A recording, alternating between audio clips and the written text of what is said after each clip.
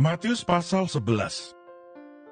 Setelah Yesus selesai berpesan kepada ke-12 muridnya, pergilah ia dari sana untuk mengajar dan memberitakan Injil di dalam kota-kota mereka. Yesus dan Yohanes Pembaptis. Di dalam penjara, Yohanes mendengar tentang pekerjaan Kristus, lalu menyuruh murid-muridnya bertanya kepadanya, "Engkaukah yang akan datang itu? Atau haruskah kami menantikan orang lain?" Yesus menjawab mereka, "Pergilah dan katakanlah kepada Yohanes, apa yang kamu dengar dan kamu lihat.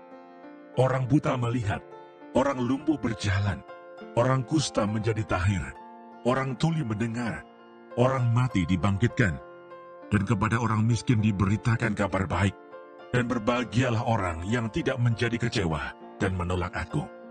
Setelah murid-murid Yohanes pergi, mulailah Yesus berbicara kepada orang banyak itu tentang Yohanes. "Untuk apakah kamu pergi ke padang gurun, melihat buluh yang digoyangkan angin kian kemari?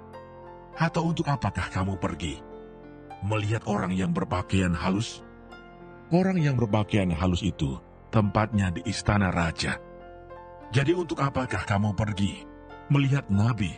Benar, dan aku berkata kepadamu, bahkan lebih daripada nabi. Karena tentang dia ada tertulis, 'Lihatlah, aku menyuruh utusanku mendahului engkau. Ia akan mempersiapkan jalanmu di hadapanmu.' Aku berkata kepadamu, sesungguhnya di antara mereka yang dilahirkan oleh perempuan, tidak pernah tampil seorang yang lebih besar daripada Yohanes Pembaptis. Namun yang terkecil dalam kerajaan surga lebih besar daripadanya. Sejak tampilnya Yohanes Pembaptis hingga sekarang, kerajaan surga diserong, dan orang yang menyerongnya mencoba menguasainya. Sebab semua nabi dan kitab Taurat bernubuat hingga tampilnya Yohanes. Dan jika kamu mau menerimanya, ialah Elia yang akan datang itu. Siapa bertelinga, hendaklah ia mendengar. Dengan apakah akan kuumpamakan angkatan ini? Mereka itu seumpama anak-anak yang duduk di pasar dan berseru kepada teman-temannya, 'Kami meniup seruling bagimu, tetapi kamu tidak menari. Kami menyanyikan kidung duka, tetapi kamu tidak berkabung.' Karena Yohanes datang, ia tidak makan dan tidak minum, dan mereka berkata, 'Ia kerasukan setan.' Kemudian Anak Manusia datang, ia makan dan minum, dan mereka berkata, 'Lihatlah, ia seorang pelahap dan peminum, sahabat pemungut cukai dan orang berdosa.' Tetapi hikmat Allah dibenarkan oleh perbuatannya."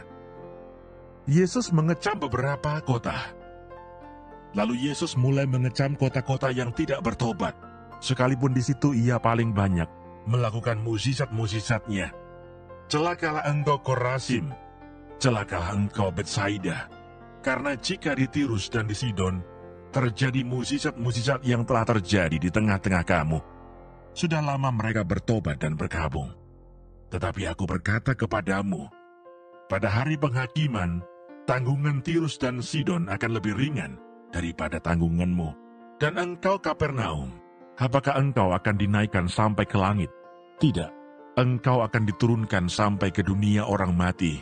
Karena jika di Sodom terjadi mukjizat-mukjizat yang telah terjadi di tengah-tengah kamu, kota itu tentu masih berdiri sampai hari ini.